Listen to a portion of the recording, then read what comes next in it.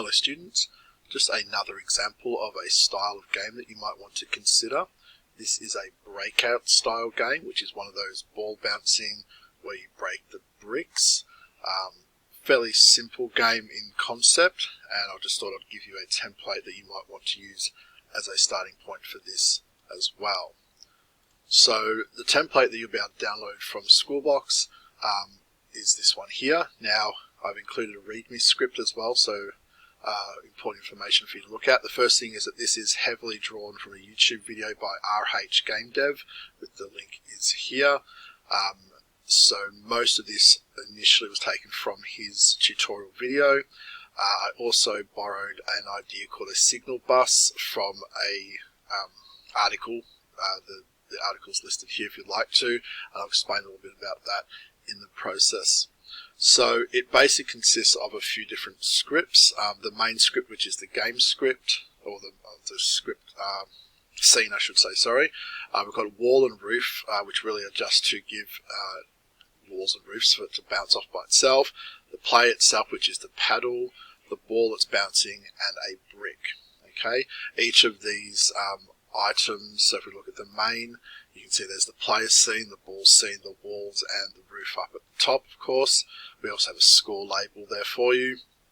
The bricks, okay, it's just a generic brick shape. Now that is dynamically put into the game, so again you'll notice there is no bricks here in the game scene, but when you press play you get rows and columns of bricks. They're added in by the script, which is an example of how you could do that. So maybe you can have different styles, or you could of course just place them in, especially if you wanted a very particular structure for those bricks possibly. As I said, the player scene, the ball scene, and the walls and that, and then of course the bricks. So it's a pretty straightforward. The scripts themselves aren't particularly complicated either. So the ball simply has a very simple script in essence. Okay, so if we go to the ball script, okay, it has a direction.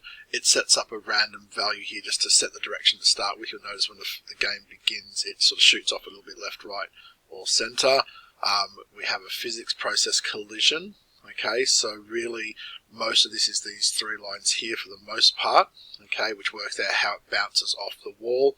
And again, I wouldn't necessarily expect you to fully understand how these three lines work, just that they do. But of course you could investigate that further. It has a little bit here which is to do with the collision, and that's the signal bus that I mentioned in the README. So that's just helping us to know when the brick has been hit with, and this part down the bottom just talks about making sure whether the ball's gone off the screen or not by using one of those visibility notifiers. So that's probably about as complicated as it gets.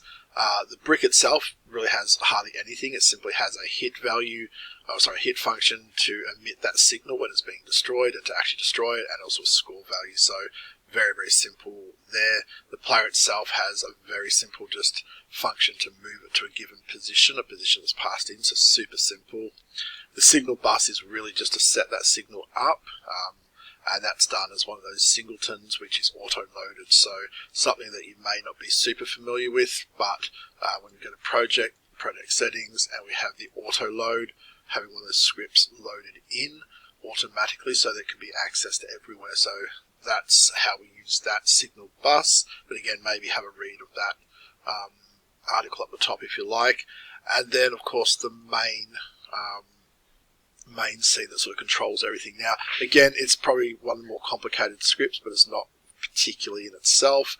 And again, everything is commented here. So we set up the initial brick just so we've got one, keeping track of the scores, getting everything ready, which is hiding the mouse, setting up the brick. So that function there, which we can see just below, is where it simply goes through columns and rows, setting up the initial brick structure for us.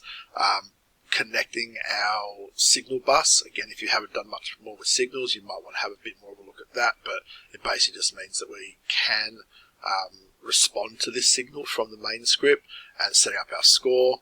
I already mentioned the setup bricks. It's very straightforward. Updating the score, that's just about taking a value, adding it to the score, and then updating the label on the screen. So super simple there.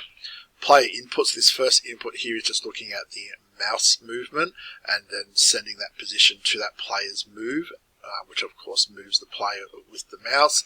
The second one here is just looking for a pause input. So again, that's been set up through project settings, input map to the letter P, so that we can pause the game.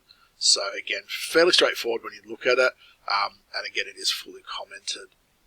So again, this is another style of game that you might want to consider. There is a lot you can still do to this. So the obvious ones is to change the look of it. Okay, you can certainly change the way the bricks work, in the sense that different types of bricks with different score values, maybe look at things like they get hit twice before they break, all sorts of things like that. You can certainly notice how the player goes through the wall on the left and right there. That might be something you can fix so it doesn't.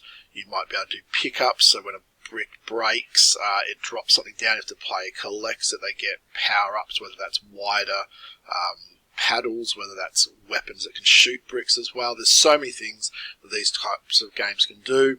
Of course, there's sound and all sorts of things you could add to this game. So as a starting point, it is a working, functioning game. But there is so much you could do to enhance this game, including, of course, menus and options and end screens. In fact, there's actually no end at the moment. I'm not going to play it through, but in fact, if you were to break every brick at the moment, it actually wouldn't end the game. So, there's a lot you can do to this game starting point to make it your own. So again, just another completely different type of game that we probably hadn't looked at this point that might be worth thinking about for your project.